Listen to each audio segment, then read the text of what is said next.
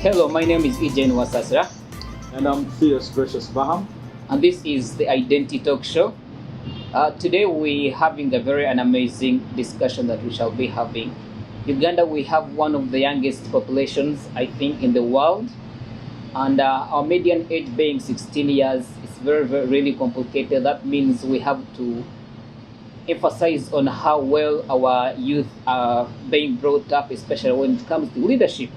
Because we believe that as generations go on and on, the young people are definitely the ones who have to be indulging in issues concerning policy making and businesses, the economy. So it's really, really very much important for us to engage these young people into leadership and how to take charge of their countries and their economies and policy making. So there is no any other person to have on such a topic or such a conversation, someone whose name can never miss when you talk about leadership, especially in grooming the youth and the young people within our country and the continent at large when it comes to issues concerning leadership and how to manage our communities and societies. This is a very amazing person who has been in different forums and different programs. He was recognized by President Barack Obama because of his amazing work that he's doing in the region, in Kigali, Rwanda, Nairobi, Kenya, Uganda, Kampala, and in the entire Africa. So his work can never really miss an eye for the media and cannot go unnoticed. So he's really a person that we cannot miss to bring on such conversations that really guide our societies and communities and groom them into better people and better citizens of the country. He has founded an organization called LeadMinds Africa. The name speaks for itself, LeadMinds Africa, taking the charge when it comes to leadership, has shaped the leadership curriculum that is helping young people to groom. Leadership is everything. Families need leadership. Running the country needs leadership. Business needs leadership. So there is nothing you can do without leadership. So this person is doing his best to make a change in the countries that we would love to see as we grow up. He's part of the McCain Institute, so he's a global leader. I'm super excited to have you. Welcome on the show, Enoch Nkulanga. Thank you very much for having me today. I'm excited to be on the Identity Show. I am proud of the work you all are doing. Thank you. Both of you are amazing people, and we need more of the young people stepping up.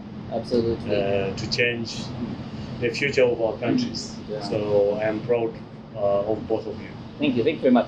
It's always amazing having you. Every time we have some conversation, I leave a very changed person. And I believe everyone that is going to be watching this episode is going to really need a book and a pen to note down some of the learning tips that we shall be sharing and making wisdom go viral. So I'm very curious, Enoch. What is that story behind the fact that you came up and said, I believe leadership has got to be a pivot or that turning point with which our communities can be built to have better citizens and better leaders in these societies all over the continent as young people? What was that thing, that story that triggered you, that opened your eyes, you know what? I have to spearhead the thing of developing and building young leaders.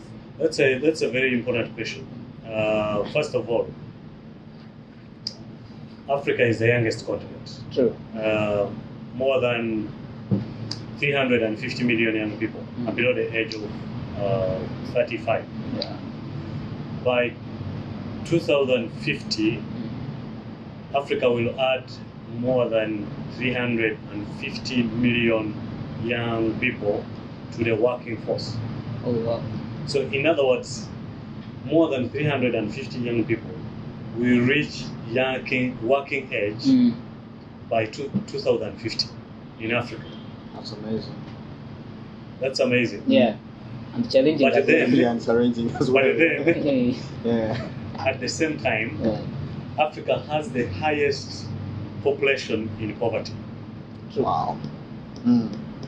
So two things are existing at the same time. We have the youngest population, Yeah.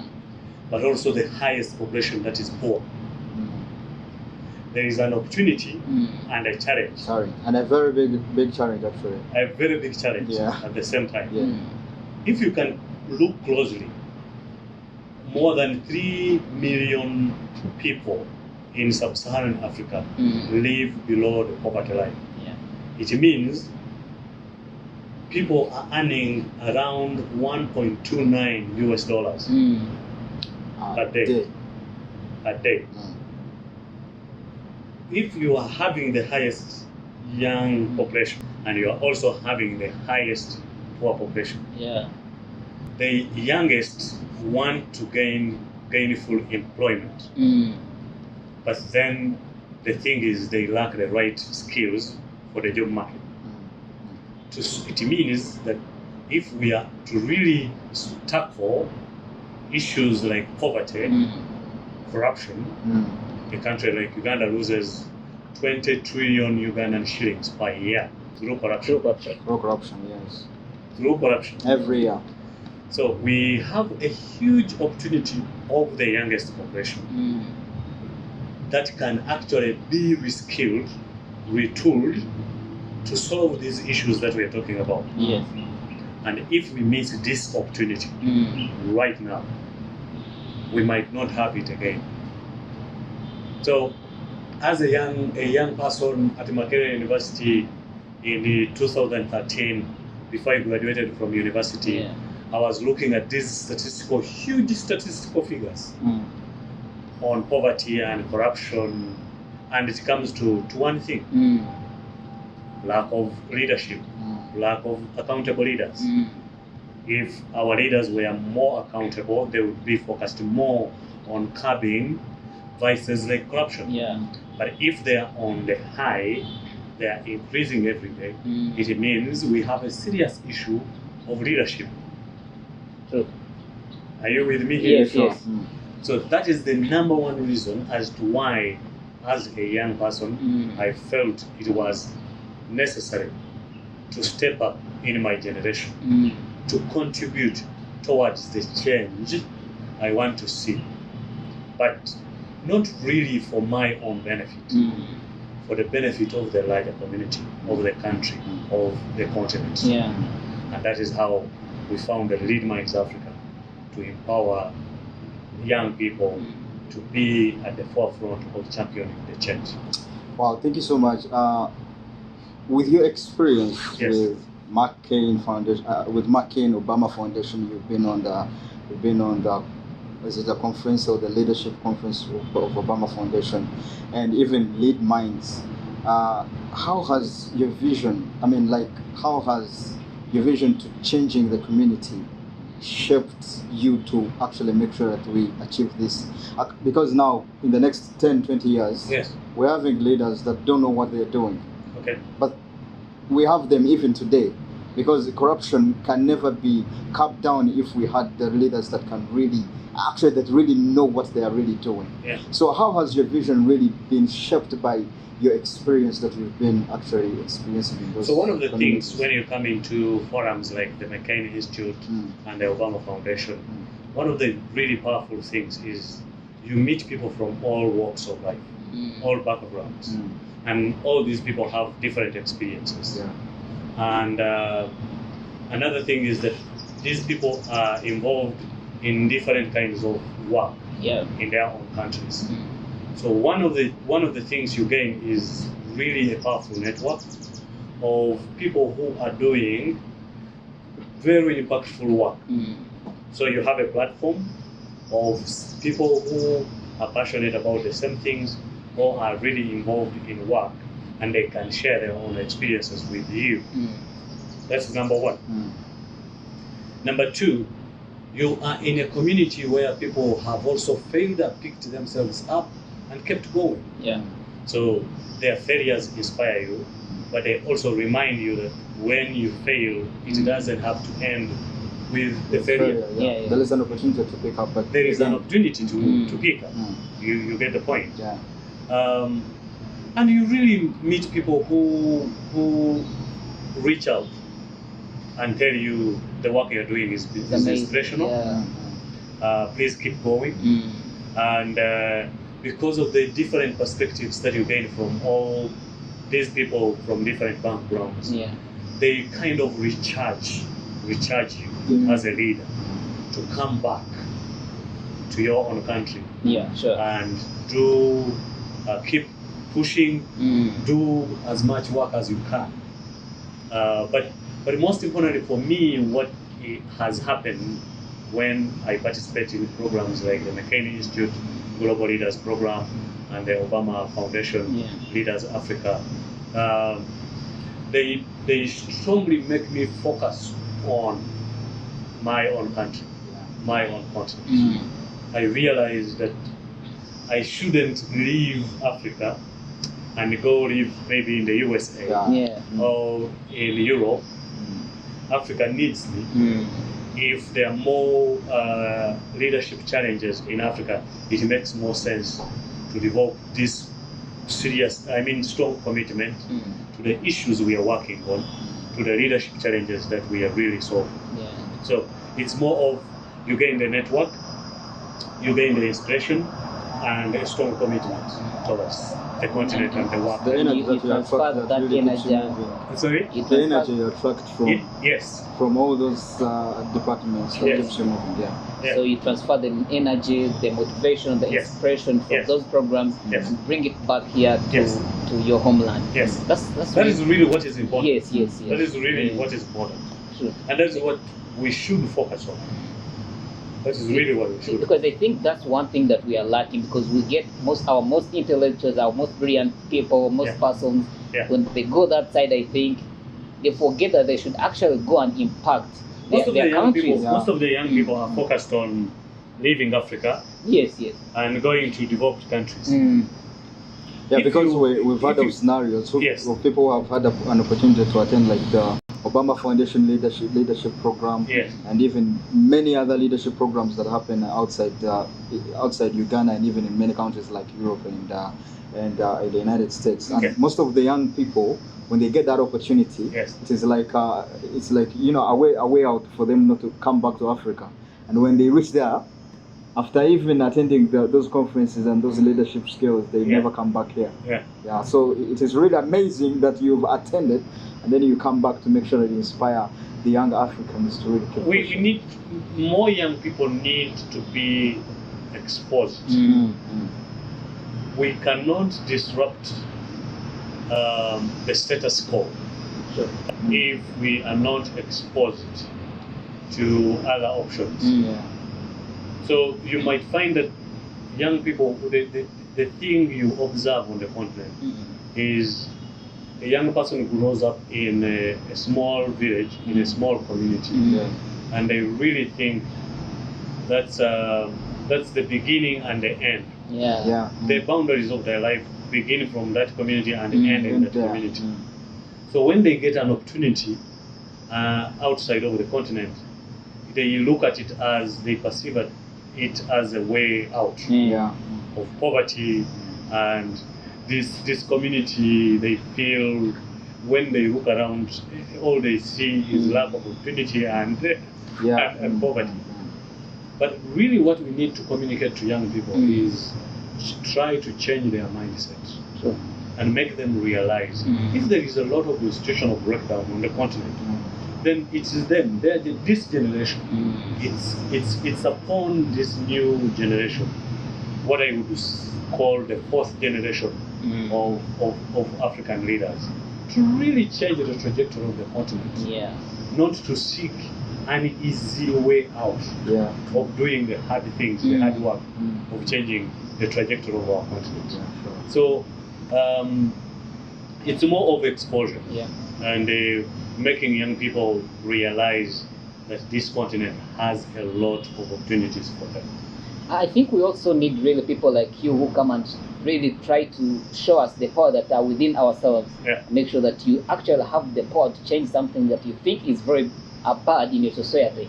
The fact that you've realized the problem, then get the solution for it. It can start with you, and the other people will just look at what you're doing and get inspired and back you up. I think you have got to start from somewhere. And talking about exposure, I remember watching a TEDx talk, and there was this lady from Fort Portal. She was saying when she came to study in the central region in Uganda, she always saw herself as a small girl from Fort Portal in some village in Fort Portal. She had never seen herself as an African. Yes. So it's when she got an opportunity to go to Nigeria to study in the university, she now realized that she's actually not only Ugandan, but she's an East African. Yeah. So when she left Nigeria to UK, that's when she actually realized that she's an African. Yeah. She had not known that she's actually African. And it all started from the smaller village in Fort Portal. So I think that's why we need really that exposure. That is the power of exposure. Yes, exactly. But also it comes back to how that young lady was thinking, her thought process. Yeah. The more she got elevated through the different opportunities she received, the more she became more aware of who she is.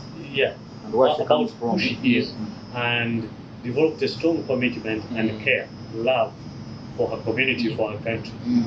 That is really what we need. Yeah, because she developed that stronghold of her identity and knew that the problem in her continent is actually her problem, and it's her responsibility to solve that problem. Yes. So that was amazing. And one thing that really amuses me in the work that you do is you talked about corruption, fighting corruption, and when you think of corruption juxtaposed with leadership that you're doing, I see that you're tackling this at a very, very amazing angle because you're picking it at the grassroots. Yes. I'm pretty sure that most of the people that you're taking through this course and the program curriculum, most of them are students from high school, secondary universities. Yes. And I think we have to understand that this corruption does not actually begin when you get that big office. We've been told that charity begins at home. So I think it begins on how you're groomed, how you're willing to share with your siblings. We've seen primary school chaps contesting and they're trying to buy votes in primary. And the parents are buying them sweets to go and share to their voters to actually elect them as a head prefect. So I think those are the small things that we don't see actually as leaders, as people who really aspire to see better societies and better communities.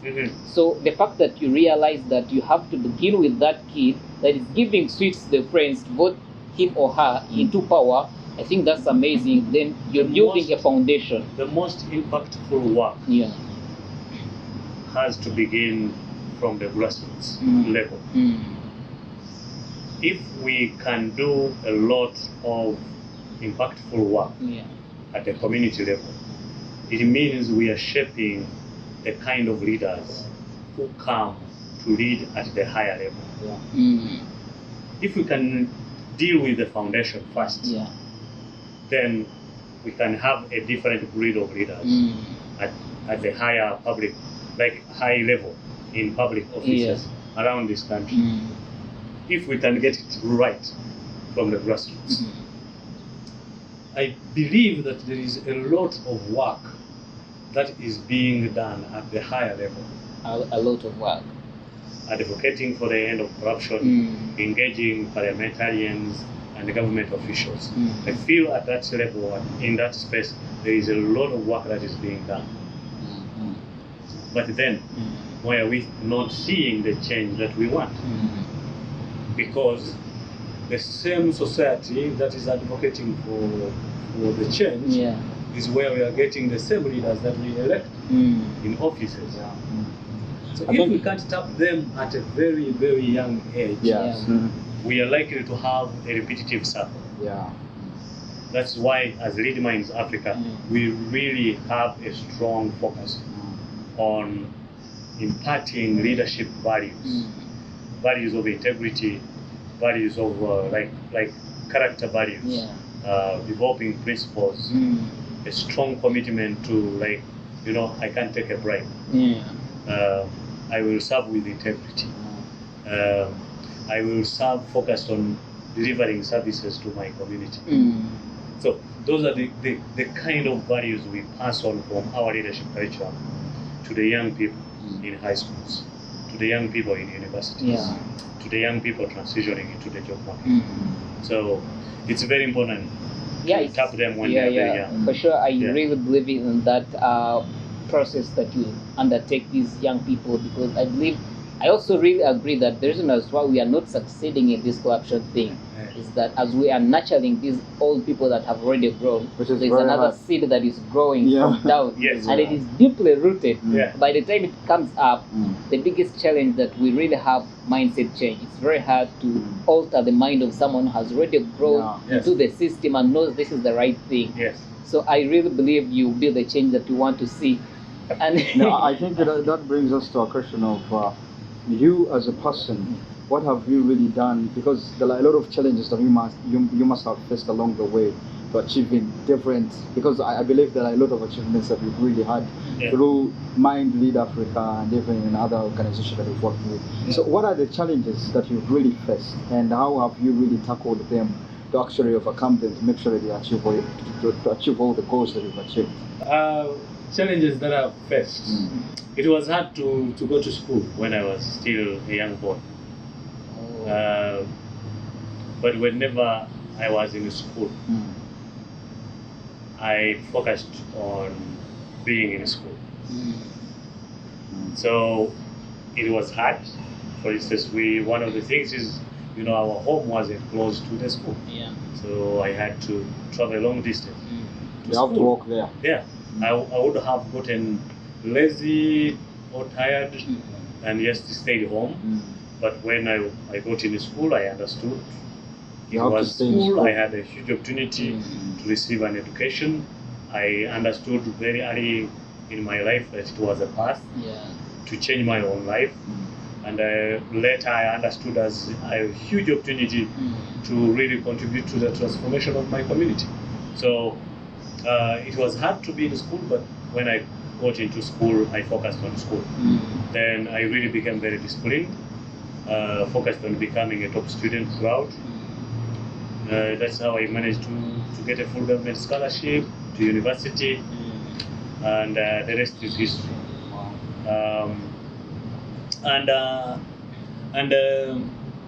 If you're a leader, there is no way you are not going to lead. I mean, there is no way you are going to lead without challenges. So yes, I have, as a country director for an international organization, there were lots of challenges. Managing a team, making sure that the organization runs on a daily basis. So that comes with the leadership. But every day you have to develop a new commitment on how, new commitment, new practices, new systems on how to navigate those kind of challenges. As an entrepreneur, that it is not easy. Of course, it is not easy. The journey is never easy. It is not easy. But do you give up? No. Do you develop every day?